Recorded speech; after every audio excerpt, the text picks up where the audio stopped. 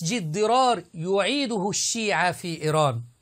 سنرى الآن في هذا الفيديو شعيرة الأسد في المساجد تذكرك بمسجد ضرار الذي هدمه النبي صلى الله عليه وسلم وأصحابه الكرام رضي الله عنهم.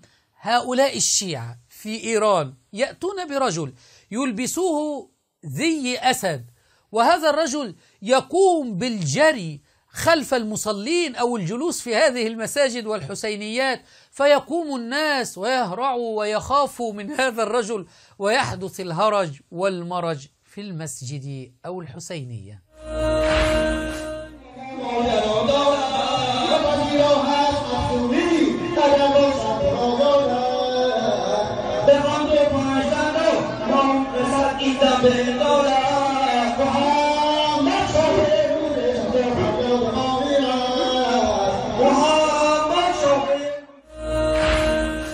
يزعمون أن هذا دين وأن هذا يقربهم إلى الله، ومن لا يفعل مثل هذه الشعائر فهو مبغض لآل بيت رسول الله صلى الله عليه وسلم عند هؤلاء.